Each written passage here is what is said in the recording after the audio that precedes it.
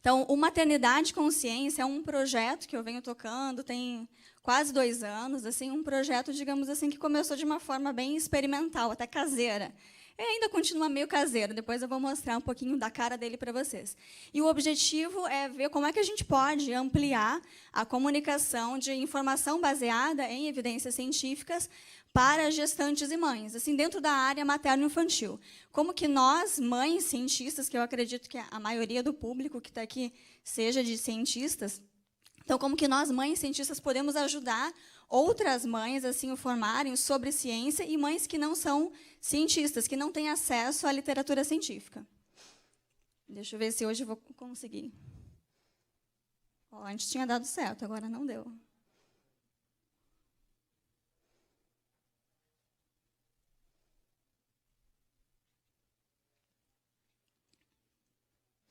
É complicado, não é má vontade nossa, não. Mas, enfim, vou continuando, então, enquanto isso. E aí, primeiro eu vou falar um pouquinho do que me motivou na área pessoal. Então, tem a foto das minhas filhas aí. E depois eu vou falar um pouquinho do que me motivou na área científica a começar com isso. Então, aqui estão as minhas 2 filhas, a Marina e a Lara. Apesar de serem muito parecidas, elas não são gêmeas. A Marina tem 4 anos e a Lara tem 2 anos. E a Marina nasceu no finalzinho do meu primeiro ano como professora adjunta lá da UESO, que é lá no Rio de Janeiro. E 1 ano e meio, 1 ano e 4 meses depois veio a Lara. Então, eu tive 2 filhas seguidas, assim que eu entrei na carreira científica, né, como professora. E, como vocês podem imaginar, diante de tudo que a gente conversou ontem, isso teve um impacto muito grande na minha produtividade. Até um dos comentários que a Fernanda mostrou lá no início era um comentário meu, que a gente começou a entrar em contato, porque a gente estava vivendo situações bem parecidas, né? 2 filhos seguidos, perda de produtividade. E ainda, no meu caso, uma coisa que foi bem grave que aconteceu junto foi que isso coincidiu, infelizmente, com a queda de financiamentos que a gente teve no Rio de Janeiro. Eu sei que essa queda foi no Brasil inteiro, mas lá no Rio de Janeiro a gente sentiu muito isso. E acredito que mais nós, por sermos da Universidade Estadual, lá, a Universidade Estadual da Zona Oeste, o nosso financiamento ele é 99% feito pela FAPEG, que é a Agência de Fomento do Rio de Janeiro. E a FAPEG entrou em um colapso financeiro. Então, a gente tem projetos desde 2014, projetos já aprovados, que ainda não foram pagos. E aí, a Lara nasceu no finalzinho de 2015. Então, durante toda essa transição que eu tive entre ficar em licença maternidade, como comentaram ontem, no Rio de Janeiro, a gente tem um benefício que a gente pode ficar 6 meses de licença maternidade e mais 3 meses de licença amamentação. Então, isso dá 9 meses, a gente pode juntar com as férias, então, totaliza 10 meses, é quase 1 ano. E eu fiz questão de fazer isso para poder ficar mais perto das minhas filhas, mas foi quase 1 ano parada, depois voltei, depois quase 1 ano parada de novo. E aí, quando eu voltei, a gente estava com o dinheiro morrendo. E aí você tem que orientar aluno, que tem que defender mestrado, você não tem mais dinheiro. A gente teve situações de ter que mudar o projeto de aluno de pós-graduação 3 vezes, porque a gente simplesmente não tinha dinheiro para fazer as coisas que a gente tinha proposto no início. E aí, indo um pouco ao encontro de muitas das falas que a gente viu ontem, eu pensei em desistir várias vezes, que a gente fica totalmente desanimado, né? Confesso que, às vezes, eu ainda penso nisso. Mas a gente tenta seguir e ir bola para frente. E aí, se, por um outro lado, isso estava me desanimando bastante, eu comecei, de um outro lado, um projeto que eu já tinha com alguns amigos, já estava tocando com eles, que era um projeto de divulgação científica, mas a gente tinha o objetivo mais de levar a informação científica para universitários. Nosso público maior era universitários, principalmente pessoal das áreas de ciências biológicas e biomédicas. E, como eu estava nessa fase de maternidade, recém-mãe, e quando a gente é mãe, a gente só pensa nisso. Então, todos os artigos científicos que eu lia eram alguma coisa relacionada à maternidade. E aí eu comecei a ficar aquela pessoa monotemática, sabe, que só fala de maternidade. E quando você só fala de maternidade para alguém que não é mãe, que não pensa em ser mãe, não tem nem isso na cabeça, você fica muito chata. E aí eu falei para o pessoal, poxa, eu não estou mais servindo aqui porque não vai adiantar, eu só vou escrever coisa de maternidade, artigos da área materno-infantil, e ninguém vai querer ler o que eu escrevo. E aí eu pensei assim, então eu posso criar alguma coisa que seja só de maternidade, que aí quem vai ler o que eu escrevo são só as mães, ou, enfim, as pessoas que têm interesse nessa área. E aí foi, então, que eu criei o Maternidade Consciência. Vou voltar aqui. Aí eu trouxe um pouquinho aqui a cara do Maternidade Consciência, para vocês conhecerem. É um site e tem também um perfil em redes sociais. Essa aqui é um pouco da cara do site, eu dei lá um print na tela, então, essa figura grande que aparece é uma das figuras que ficam aparecendo naqueles carrosséis que vão aparecendo, digamos assim, as notícias, os posts. Esse aqui, por acaso, é sobre medicamentos que podem diminuir a produção de leite materno. Como eu sou formada em farmácia, eu falo bastante sobre esse aspecto, que as gestantes ou as mães, elas não têm muito acesso a isso. Então, elas podem estar tomando uma medicação que, às vezes, não é de uso com receita médica, elas não sabem que aquilo pode influenciar, pode diminuir a produção de leite, ou aquilo pode passar para o leite, pode ter algum prejuízo para o bebê. Enfim, vários tópicos, né? Aqui eu deixei o endereço do site.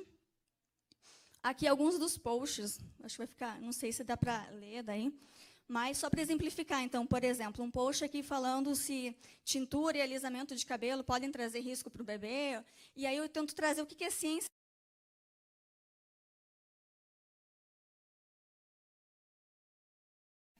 Analisou o quê? Alisantes, analisou descolorantes, tintura permanente, enfim, o que os artigos já publicaram sobre isso, mas claro que de uma maneira que uma pessoa leiga, que não é da área científica, consiga entender aquela informação. Inclusive, esse post tem dados de um trabalho também de um colega meu da UESO. Eu sempre tento trazer isso, trazer um pouco da ciência que a gente produz no Brasil, que é para mostrar para as pessoas que a gente está aqui produzindo ciência, a ciência precisa ser apoiada e precisa investir em ciências para a gente descobrir essas coisas.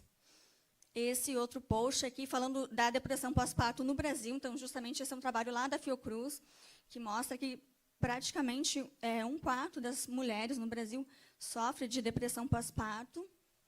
E esse daqui, falando sobre o desenvolvimento da gravidez, tem uma sessão que é só sobre isso. Eu sou professora de embriologia humana, então isso foi uma das coisas que me motivou também a escrever sobre isso. Falando do desenvolvimento detalhado em cada semana de desenvolvimento embrionário ou do desenvolvimento fetal também. Outros exemplos, aqui tem uma aba de mitos. Esse daqui, por exemplo, vacinas causam autismo, que é um mito muito difundido, inclusive eu já ouvi isso de profissionais de saúde, e que eu acho que a nossa obrigação como cientista, como pessoas que estudam isso, é tentar convencer as pessoas que essas coisas não são verdade, mostrar para elas por quê, de uma forma que elas consigam entender. Alguns aqui sobre paternidade, porque apesar de o canal ser sobre maternidade, eu falo também sobre paternidade.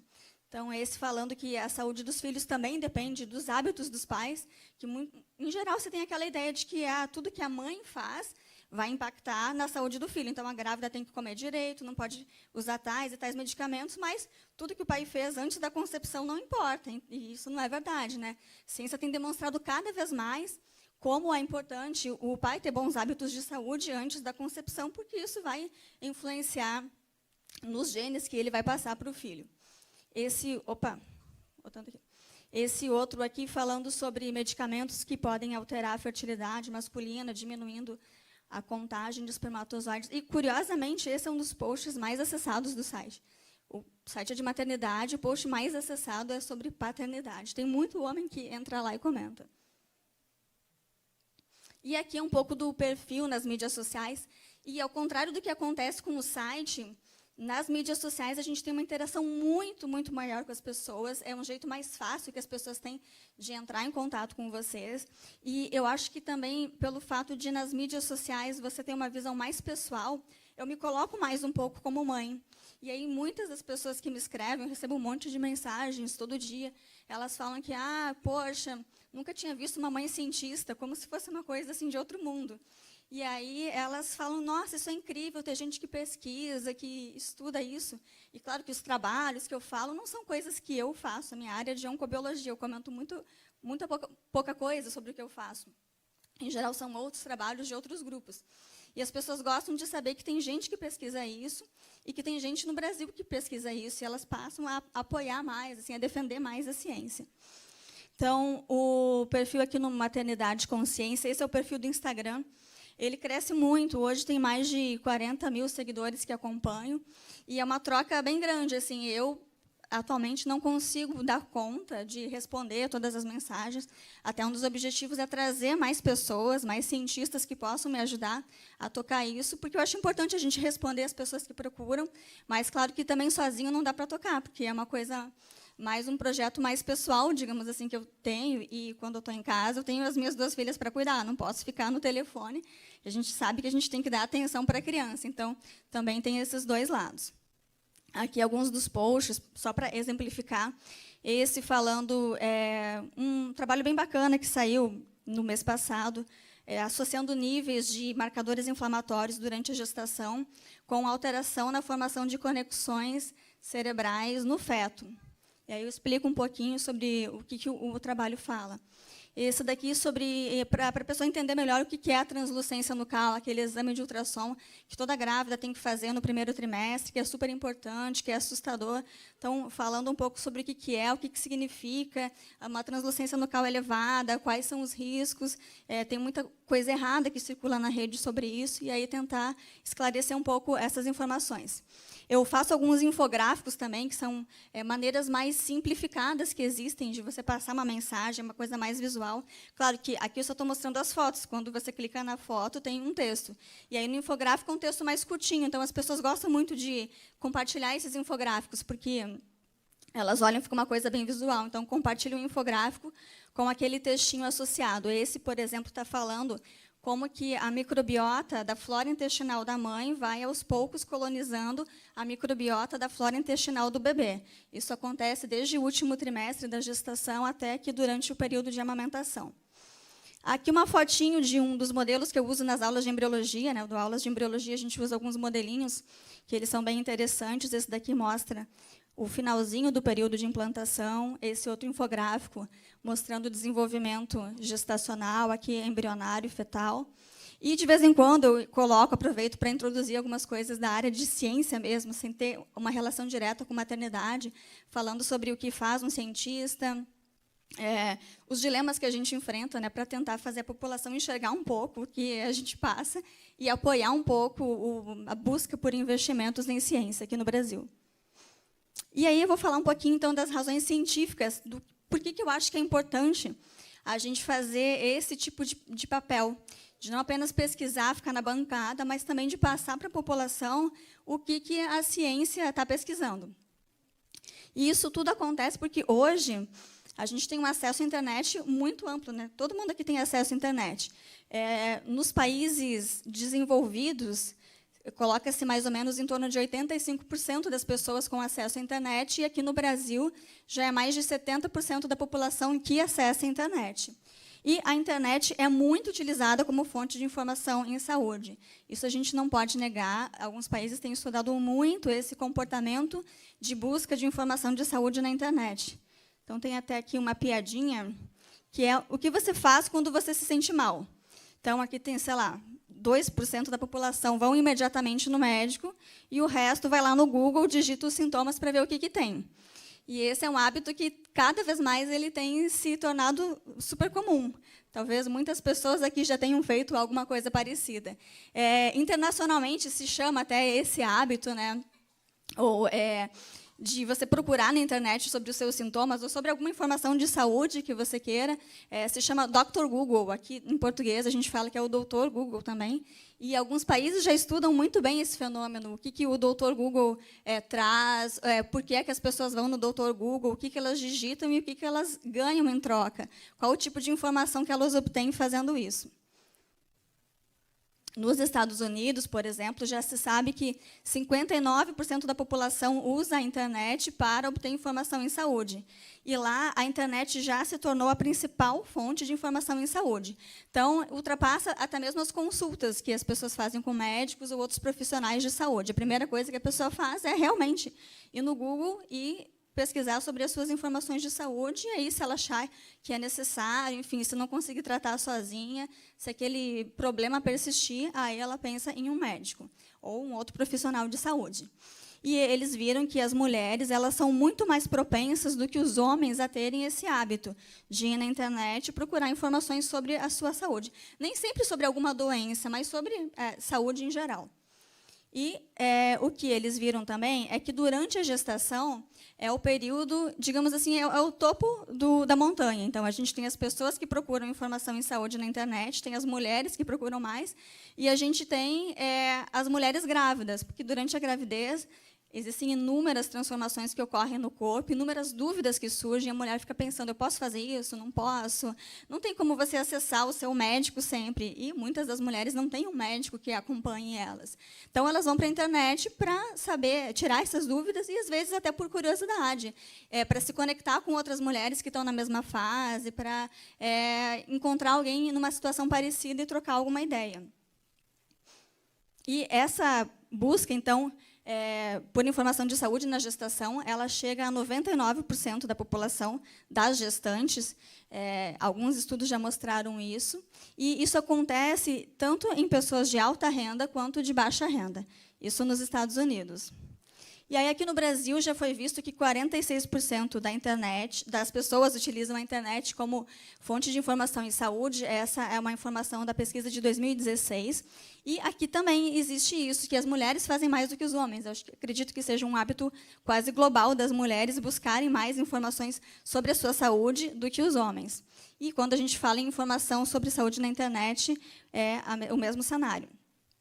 E aqui também teve um trabalho só, foi publicado em 2016, ele analisou um grupinho bem pequeno.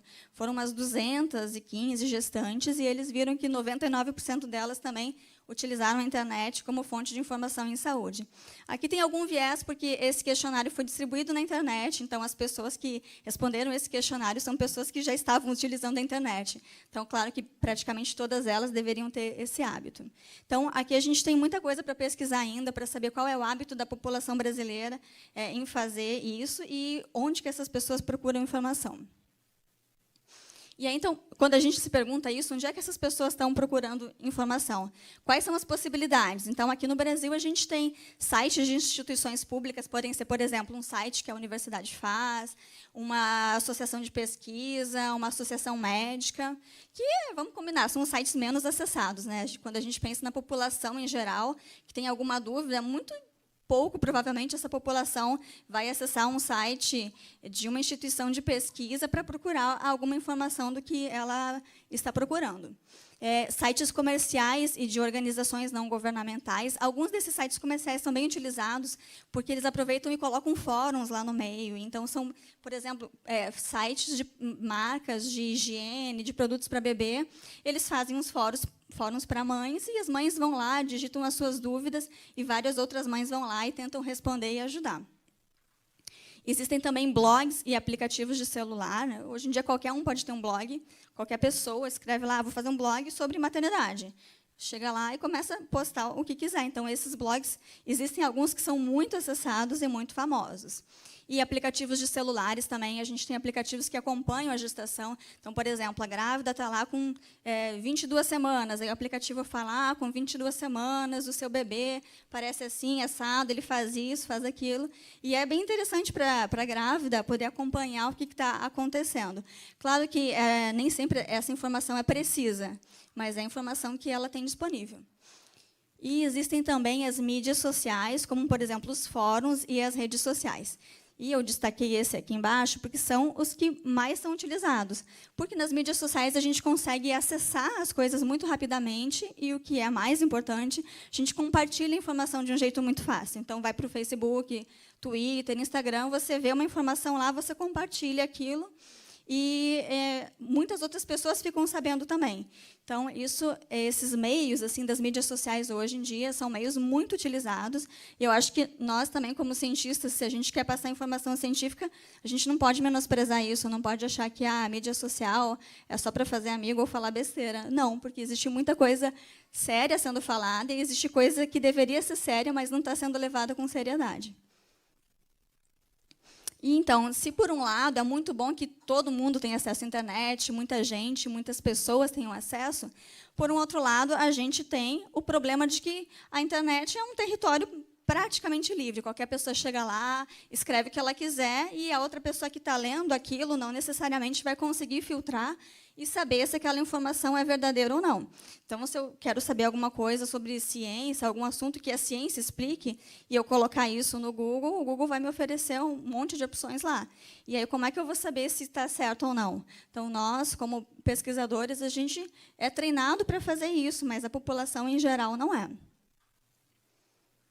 E aí eu trouxe aqui alguns exemplos de trabalhos que pesquisam isso, qual que é o nível de confiabilidade das informações que esses sites disponibilizam. Então, em alguns países de língua inglesa, como nos Estados Unidos e em alguns países da Europa, eles pesquisam isso muito bem. E aí, aqui alguns exemplos demonstrando, por exemplo, esse primeiro trabalho, eles avaliaram sites que falam sobre redução de movimentos fetais. Então, a gestante sabe que tem que ficar acompanhando a movimentação do bebê e, de repente, ela notou alguma alteração de padrão.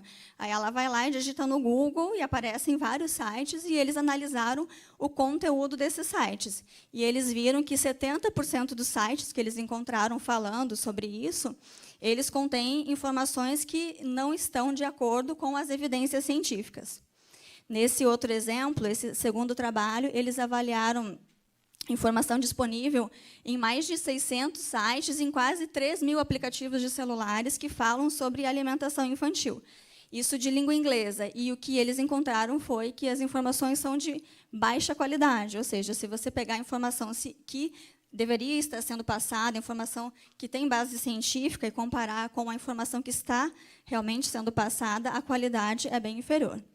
E esse último trabalho, eles avaliaram sites que falam sobre extração de leite materno, sites do Reino Unido. Então, por exemplo, a mulher vai fazer a retirada de leite materno e ela fica insegura, como é que eu faço isso? Ela vai pesquisar na internet e vai encontrar esses sites. E eles viram que a maioria dos sites contém informações incompletas e inconsistentes. Então, ou seja, existe uma diferença entre o que a pessoa deveria estar lendo, o que é cientificamente correto, e o que ela acaba lendo. E aí, aqui no Brasil, a gente não tem muitas pesquisas nessa área.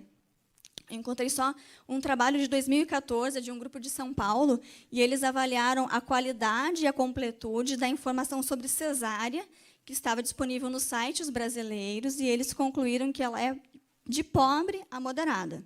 Então, a gente tem muita coisa ainda para pesquisar aqui no Brasil, não só para pesquisar como é que estão essas informações sendo disponibilizadas, mas também para que isso possa orientar nós, como profissionais de ciência, a saber em onde que a gente precisa melhorar, que tipo de informação a gente precisa passar para essa população.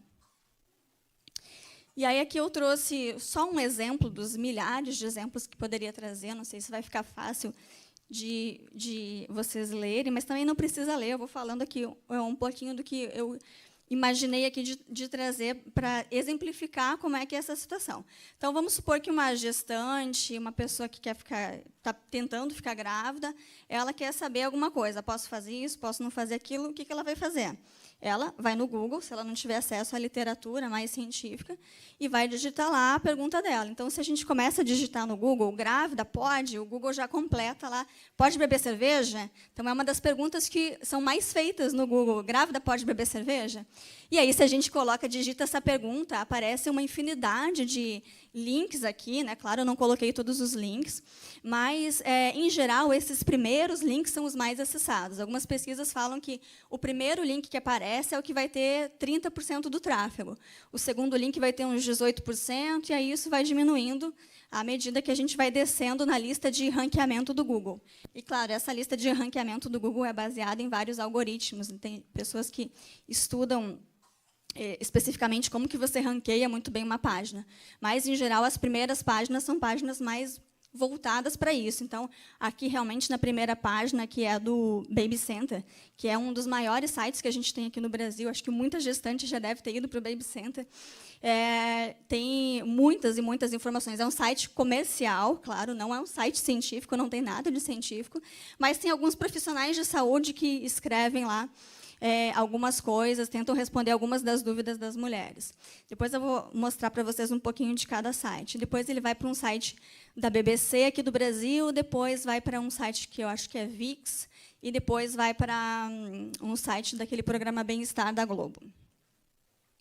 Então, mostrando um pouquinho, eu não estou conseguindo ler direito daqui. Não sei se dá para ler daí. Dá? Eu daqui não consigo, já estou meio ceguinha.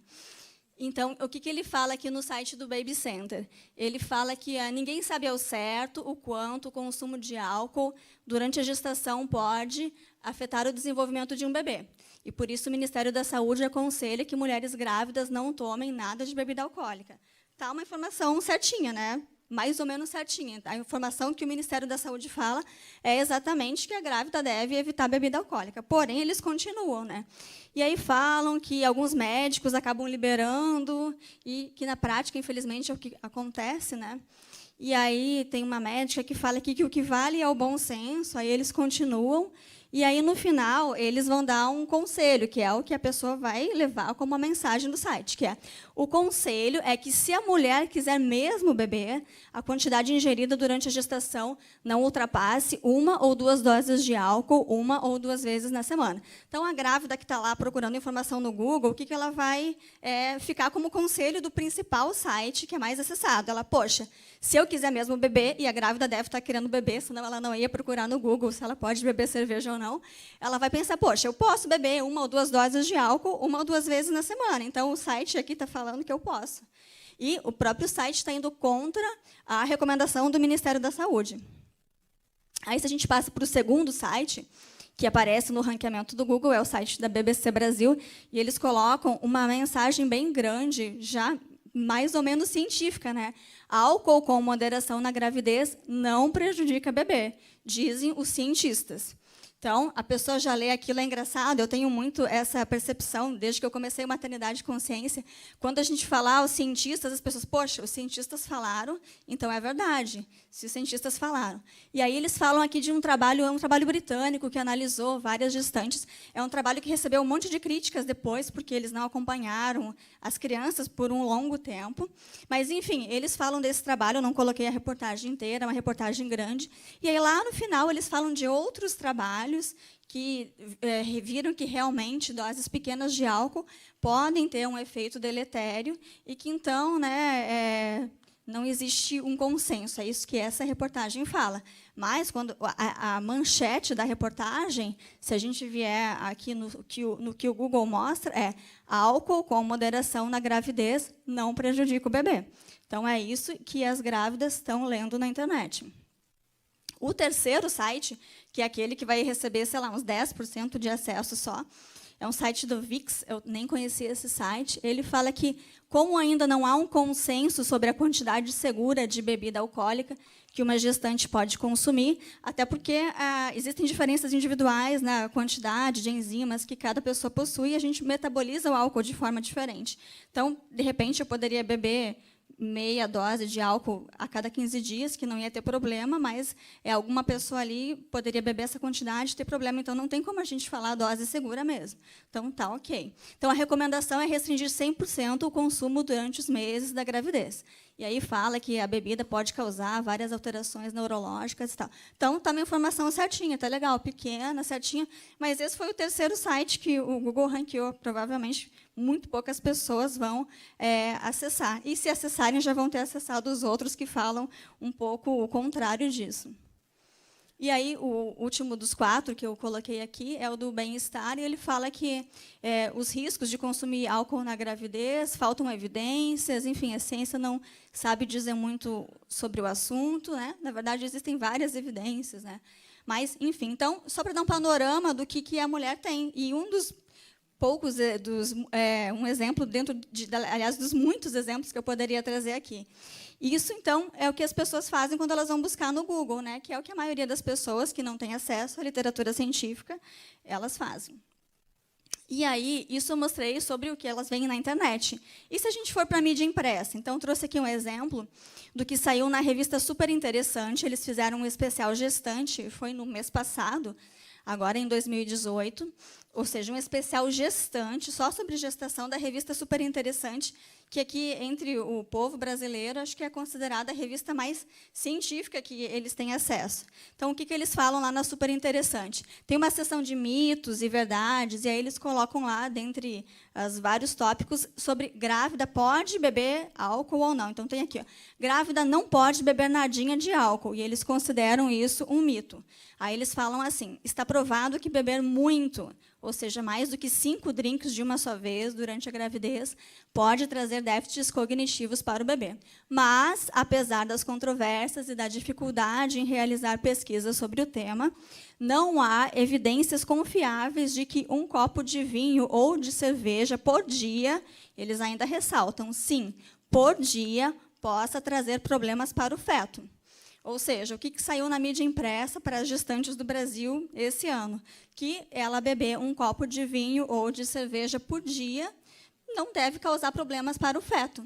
E aí é isso que a nossa população está recebendo, é esse tipo de informação que a nossa população está recebendo. E agora, se a gente for para um site oficial, para um site, por exemplo, de uma associação de ginecologia e obstetrícia, que é o que as mulheres, em geral, não vão fazer, então eu só acessei para mostrar o que eles falam, esse é o site da Sociedade Brasileira de Ginecologia e Obstetrícia do Estado de São Paulo, e eles falam lá que não há um nível seguro de consumo de álcool para a gestante, de acordo com as pesquisas, e, por isso, a recomendação é evitar o consumo de qualquer tipo e quantidade de bebida alcoólica durante toda a gestação. Enfim, a informação super certa, mas isso está no site das associações médicas, que não são sites que as pessoas vão acessar. E aí, se a gente vai um degrau mais para cima e vai acessar bases de dados científicas, a gente vai ter também respostas nesse sentido. Então, coloquei aqui só um printzinho da tela do PubMed, eu pesquisei lá sobre álcool na gestação, riscos na gravidez, e aí ele vai dar uma infinidade de trabalhos, aqui muitos deles mostrando dos riscos, né, alterações no neurodesenvolvimento provocadas pelo consumo de álcool durante a gravidez. Enfim, um montão de trabalhos científicos, mas, claro, que quem vai acessar isso é quem tem acesso à literatura científica. E se a gente pensa no grosso da população, qual é o percentual da população que tem acesso à literatura científica e não só ter acesso, né? Você ler e conseguir entender aquilo que está lendo. Então, o que está acontecendo? De um lado, a gente tem a informação científica, que é a informação que nós, da ciência, temos acesso, e, de um outro lado, a gente tem a informação não científica, que é a informação que a população toda tem acesso, e que é a informação que a população está tendo. E a gente vê que está tendo uma discrepância bem grande entre o que a ciência fala, o que a ciência estuda, e a informação que é chegada até as pessoas. E aí, por que eu coloquei isso? Porque a gente viu ontem, inclusive na palestra da Pamela, um monte de informação para mostrar para a gente a importância que existe o desenvolvimento desses primeiros anos de vida. Então, tudo isso que a gestante vai procurar na internet são coisas que ela realmente precisaria dar uma atenção boa para isso, porque elas podem alterar o desenvolvimento do bebê e o futuro daquela criança, até como adulto. A gente sabe hoje muito bem que os primeiros 1000 dias de vida do bebê podem influenciar na vida inteira dessa pessoa. Então, esses primeiros 1000 dias, eles compreendem desde o primeiro dia da concepção, passando pelo parto, o desenvolvimento do bebê, até o 2º aniversário da criança. E esse período de 1000 dias, né, não só os 1000 dias, mas hoje se estuda muito bem os 1000 dias, ele fornece uma janela de oportunidades para se estabelecer uma boa condição de saúde, de crescimento e de neurodesenvolvimento. E isso pode impactar até anos à frente, décadas à frente nesse indivíduo. Então, se a gente tiver ações que divulguem a ciência de uma maneira que essas pessoas possam entender, né, as gestantes, as mães, os pais, os cuidadores, que eles consigam entender e ver as recomendações científicas, isso pode ter um benefício social tanto a curto prazo quanto a longo prazo também. E aí, pensando nisso, depois de ficar tocando o Maternidade de Consciência por um tempo, eu comecei a ver a importância de pesquisar um pouco mais sobre isso. E há pouco tempo eu comecei uma linha de pesquisa nova, que é para tentar entender as características do público que consome informação de saúde relacionada ao período gestacional e maternidade, né, dentro dessa área materno-infantil, e quais são as melhores formas que nós, como profissionais da ciência, temos para nos comunicar com esse público. Como é que esse público pode ouvir a gente e entender as coisas que a gente precisa passar para eles? eu estou começando essa linha agora, espero que daqui a um tempo tenha alguns resultados para mostrar e que esses resultados possam ajudar a gente a divulgar a ciência para a população, e principalmente, né, nessa área que é para as mães, pais e cuidadores da área materno-infantil. O pessoal da Fiocruz está junto nesse projeto. Como a Fernanda falou antes, a minha área é oncobiologia, eu trabalho com pesquisa experimental em câncer de cérebro, câncer de cólon, uma área totalmente diferente, mas eu fui levada a entrar nessa área pela experiência que eu tive, pelo que eu fui vendo que estava acontecendo na internet quando a gente procura informação de saúde. Então, a gente está fazendo um questionário, ele está sendo já submetido ao comitê de ética, mais um questionário, vai ter outro questionário para responder daqui a pouco. E esse questionário é para tentar entender qual que é o perfil dessas pessoas que vão na internet e buscar informação de saúde. Então, como é que são essas pessoas, o que elas fazem, como é que elas acessam a internet, quais são as demandas desse público, o que eles querem saber. Então, a gente tentar entender o tipo de comunicação que essas pessoas estão tendo. E aí, uma outra etapa é a gente identificar os perfis dos influenciadores digitais nesse público. A gente fala muito hoje dos digital influencers, que são essas pessoas que são grandes influenciadores nas mídias digitais para determinados públicos. Eu estou trabalhando com o público materno-infantil, então quero saber quem são as pessoas que esse público materno-infantil acessa, o que essas pessoas estão falando para eles. E avaliar também o engajamento do público. Então, a gente quer saber como é que eu consigo acessar melhor esse público.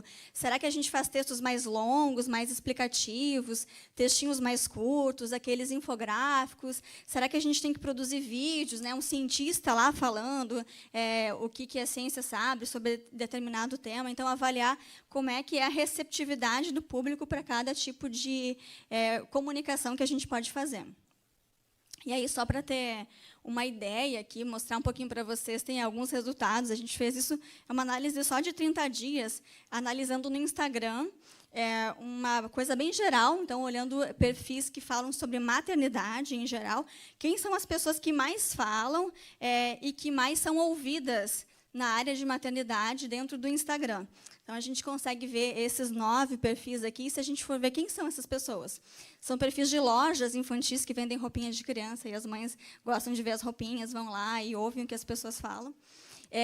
O que mais tem? Blogueiras, pessoas que começaram a fazer blogs para mostrar o dia a dia dos filhos, youtubers, pessoas que fazem aqueles vídeos no YouTube, vão sempre atualizando sobre a vida das crianças delas e sobre diversos temas da área materno-infantil. Então, essas pessoas todas elas dão dicas, e dicas de saúde. Se a gente entrar no perfil dessas pessoas, a gente vai ver dicas de saúde, elas volta e meia falam sobre coisas da área científica também. Tem posts aqui falando sobre Zika. Claro que muitos deles com uma grande falha na acurácia da informação. Tem globais também, atrizes, então, atrizes que tiveram filhos, elas têm muitos e muitos seguidores, e as pessoas gostam de ouvir e acreditam muito no que essas pessoas falam. E aí, o que eu acho que a gente deve fazer, então, a gente deve divulgar a ciência sendo cientista. Eu acho que o cientista tem que divulgar mais a ciência, não só como benefício para a população, mas também isso tem um retorno depois para a ciência. E a outra coisa é que eu acho que o cientista também precisa usar esses influenciadores digitais. Então, essas pessoas estão ali, elas estão falando com o público, né? Eu estou vendo a área materno-infantil, mas cada um aqui tem uma área diferente e a gente sabe, conhece, ouve falar, fulano de tal, BBB falou tal coisa sobre nutrição, por exemplo, que é o que mais tem hoje, e conceitos totalmente errados. Então, é aquela coisa, se você não pode vencer o inimigo, você tem que se juntar a ele. Então, acho que a gente também precisa usar um pouco isso, né? Ser um pouquinho ousado, ir atrás dessas pessoas que são mais públicas, para que essas pessoas nos ajudem a passar uma informação com base científica, porque muita gente vai ouvir o que essas pessoas falam. E aí, então, para que fazer isso, né? Qual que é o objetivo de fazer isso, de divulgar a ciência? Claro que ninguém aqui está pensando em ficar famoso ou rico, né? Porque se fosse para isso, a gente ia mudar de profissão, né? O objetivo não é esse. Então, existem trabalhos que analisam quais são os benefícios de divulgar a ciência, e aí tem vários benefícios, por exemplo, para a nação, para a população e para a própria ciência. Então, mostrando alguns deles aqui. Então, para a nação, a gente pode estimular o interesse das pessoas por ciência, elas vão ler mais sobre ciência, vão ficar mais interessadas em ciência.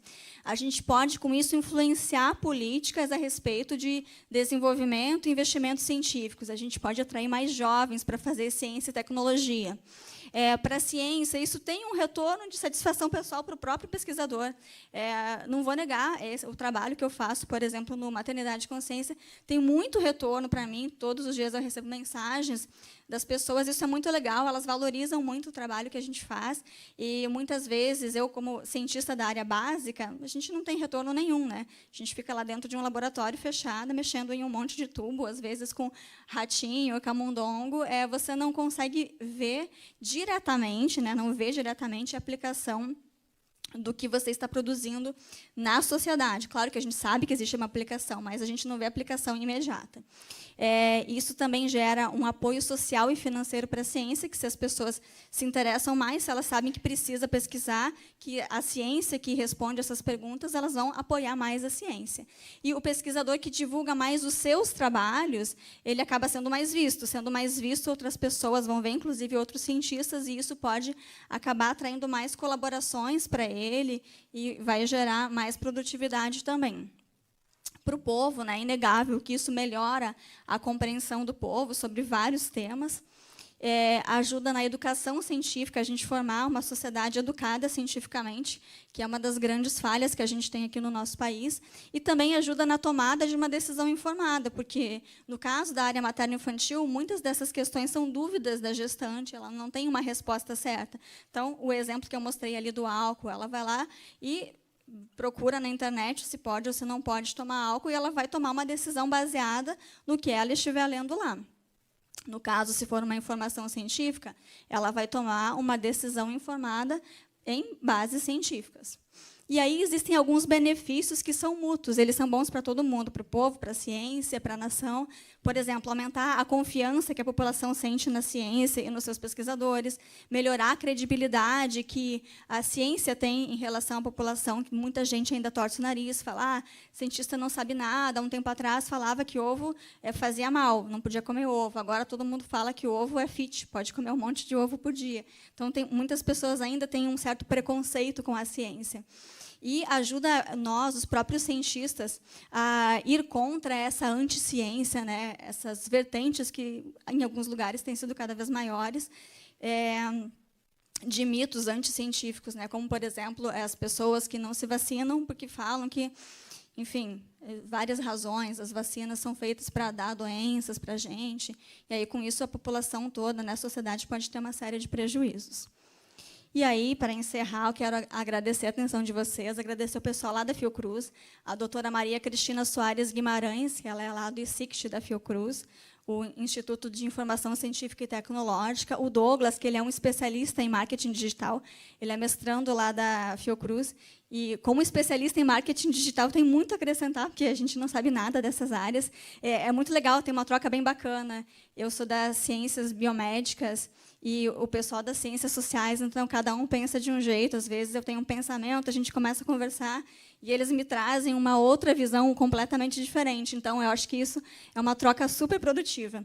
E, claro, eu quero deixar o convite aqui para todo mundo, quem trabalha nessa área, seja de qual área for, mas que acha que tem alguma coisa a acrescentar, para divulgar ciência da área materno-infantil, não necessariamente sobre o seu trabalho, mas sobre coisas que lê. Às vezes, nós, como mães, lemos muita coisa a respeito disso, e é legal compartilhar isso com as pessoas, é legal mostrar o que a ciência está fazendo. Então, eu deixo o meu e-mail aqui, podem mandar e-mail.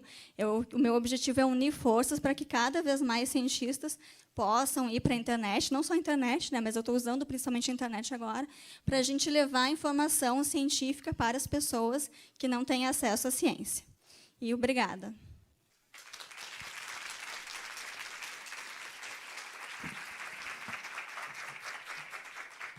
Obrigada, Rossana. A gente tem um tempinho para perguntas.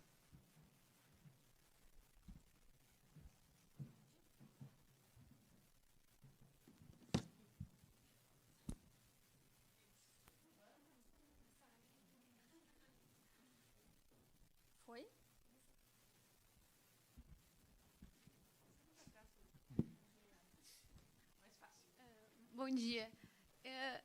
Falando sobre divulgação em ciência e informações, principalmente de saúde, foi divulgado há uns 2 anos atrás uma parceria do Hospital Albert Einstein com o Google. Então, dependendo a informação que tu procura sobre saúde, aparece uma caixa gigantesca no canto com informações precisas, ou pelo menos vamos querer acreditar que são precisas, porque é um hospital grande, renomado. Eles até chamaram isso de Doutor Google brasileiro. Exato. Então, talvez seria interessante tentar ampliar, achar um contato de alguém, se dispor e mostrar interesse, porque eu acho que, pelo menos, é uma fonte um pouco mais confiável de informações sobre isso. Na verdade, eu levantei mais para dar essa sugestão, para levantar essa hipótese, que existem iniciativas sobre isso, e são iniciativas assim de grande valia, no caso. Obrigada. Eu já tinha ouvido falar sobre isso do Google, já li uma reportagem do Doutor Google brasileiro, que foi essa associação com o Albert Einstein. Acho que é super válido. Eu confesso que, como eu falei para vocês, é uma coisa que eu venho fazendo de forma caseira. Então, aos poucos, eu estou tentando entrar um pouquinho nessa área, né, porque foge muito da minha área. E eu acho que, tendo mais gente para trabalhar, aí a gente consegue atuar em várias fontes. Mas, realmente, seria, de repente, fazer uma área sobre gestação ou incluir tópicos, né, os mais procurados, pelo menos, fazer um ranqueamento do Google dos mais procurados e colocar lá, uma ideia bem boa.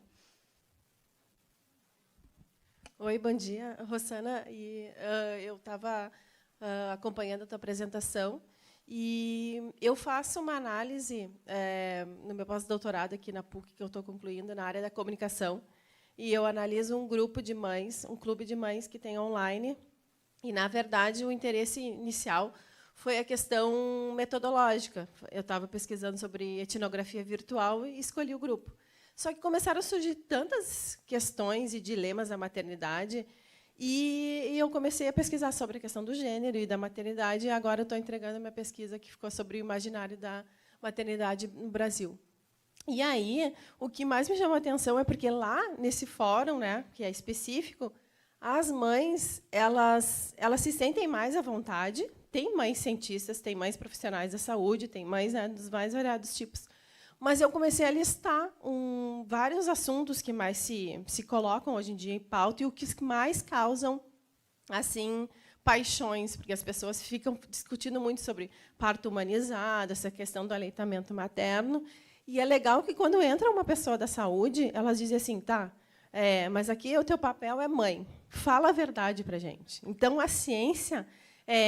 nesse âmbito assim que as pessoas trocam mais, partilham mais ideias, sem ficar tão cuidando do que elas estão falando, a gente consegue perceber o que acontece, esse gap que tem da informação científica para as mães, porque as mães estão movidas por paixões ali, né? Elas estão ou com filhos recém-nascidos. Eu fiz também uma análise sobre pico qual é o horário que as mães mais estão nesses fóruns. E é de madrugada, porque as mães elas querem ficar assim com alguém, né? Quem mais está aí? Quem está com o filho doente e tal? Então, nessas horas, as mães vão e elas indicam muitos lugares. Só que elas se acham com a propriedade de dizer, olha, eu sei. Então, tem as mães que são as mães de primeiro filho, mães de segundo filho e tal. Então, se eu acho interessante, eu gostaria de depois conversar contigo para te passar essas coisas, porque é um fórum que as mães estão procurando informações. Só que elas precisam, o básico que eu entendi assim dessa análise é que precisa ser mãe, entendeu? E assim precisa dizer assim, aqui eu sou mãe, eu sei como cuidar, escovar os dentes dos meus filhos, sim, eu sou dentista, mas, né, aparece muito, mas eu quero dizer a realidade de ser mãe, porque é muito diferente do que tu vai recomendar e o que de fato tu vai fazer na realidade. Então, eu fiquei encantada com essa pesquisa, eu acho que é super importante. E eu gostaria de saber quais são os perfis, né? O tipo de mães que estão nesses fóruns, mostrando até assim, na verdade, elas fazem até às vezes tem uma rixa assim para saber, né? Eu sei mais sobre. Então, eu fiquei analisando durante quase 4 anos para ver qual é o perfil de mãe, as mães entrantes, as mães que têm filho de o primeiro filho, o segundo filho, e comecei a fazer assim uma questão mais de ver perfis. E eu gostaria de entender quem são as mães que procura essa informação científica, né? Porque no fórum a gente observa que tem mães das mais variadas gerações, mas, claro, tem a questão de classe envolvida e tal. Então, acho que tem muito a acrescentar assim, essa possibilidade de entrar nesses fóruns, né? E deixar a pergunta um pouquinho menos assim formal, ser um pouquinho mais próxima das pessoas, assim, né? Não, é super legal. Inclusive, a professora Maria Cristina, uma das primeiras coisas que ela sugeriu é vamos fazer uma etnografia virtual. Falei, tudo bem, a gente pode fazer, mas não eu. A gente depois vai ter que achar um aluno para fazer, que eu não vou ter condições de fazer isso. Mas um dos objetivos era esse, a gente fazer uma etnografia virtual para se infiltrar nesses fóruns e ver o que as mulheres falam. Eu acabei tendo bastante experiência no Maternidade Consciência, no perfil do Instagram, e é super curioso, isso que você falou é muito verdade. Tanto que eu acho que uma das coisas que mais dá abertura para as pessoas entrarem em contato comigo é o fato de eu ser mãe também. Eu já vi alguns outros perfis, por exemplo, que você falou de dentistas, odontopediatras super boas, falando sobre escovação, quanto tempo tem que escovar os dentes, não sei o quê.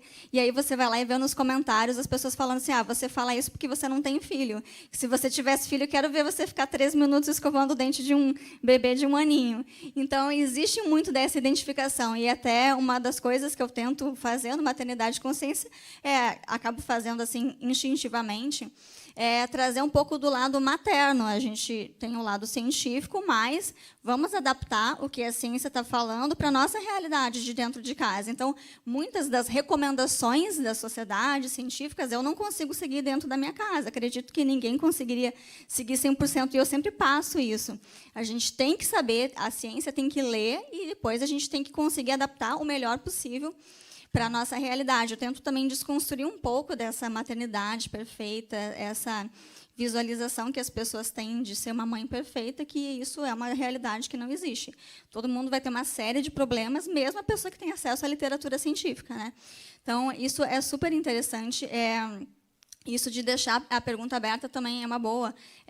De repente, o que a nossa ideia inicial, o questionário que a gente está fazendo, ele vai ficar num link, e aí eu já conversei com algumas blogueiras, que são essas mais famosinhas, elas vão ajudar a disponibilizar os links. Então, para as mães que acessam os blogs, os perfis delas, assim, que já tem esse perfil de mãe que procura coisas na internet, para elas acessarem. Mas também é uma ideia da gente colocar nesses fóruns, eu não tinha pensado nisso. A gente pode, nesses fóruns, e deixar o link para o questionário, ou, de repente, deixar perguntas isoladas também, né? Uma possibilidade.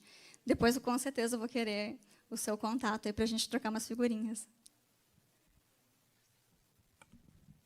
A gente vai ter que... Tá, mais uma, então, a última.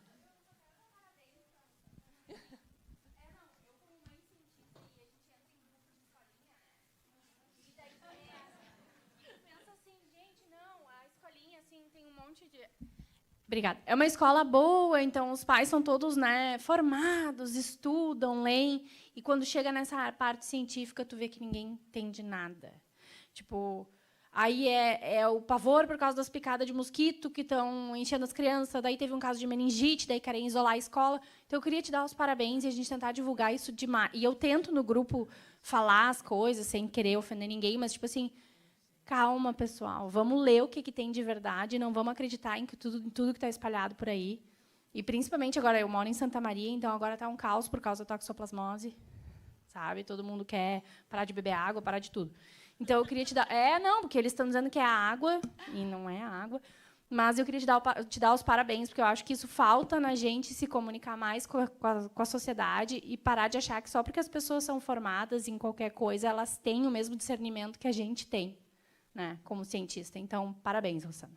Obrigada. Eu acho que isso é uma coisa que todo mundo tem que ter, né? Eu estou na área materno-infantil, porque eu acabei entrando nessa área, mas de todas as áreas, quem aqui nunca recebeu essas mensagens alarmistas no WhatsApp? Na época da Zika, isso estava demais, falando que estava todo mundo ficando com Zika e que agora na gripe tem uma mutação, tem um vírus novo, e aí a vacina da gripe não funciona, ou, na verdade, a vacina da gripe é feita para dar gripe. Enfim, a gente recebe essas mensagens o tempo inteiro. E eu acho que, como cientista, a gente tem essa obrigação moral, digamos assim, de corrigir.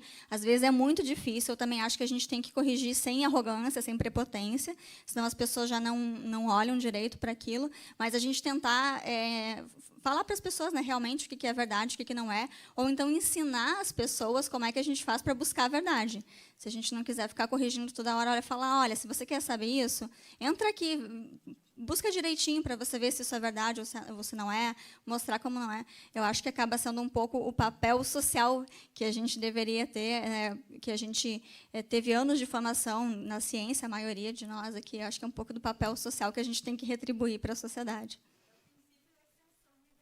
Exatamente.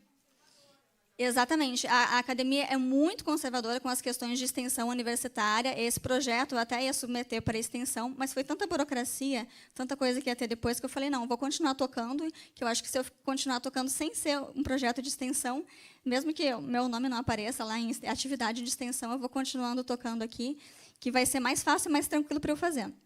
Então, esse é outro ponto. A gente tem que mudar essas regras na academia e a extensão ser uma coisa vista como secundária, né? Um artigo que você publica tem infinitamente muito mais valor do que todo um trabalho de extensão aplicada, seja qualquer o tipo de trabalho de extensão que for, que você venha desenvolver. Essas regras de pontuação, inclusive nos concursos, também, eu acredito que precisariam ser mudadas também.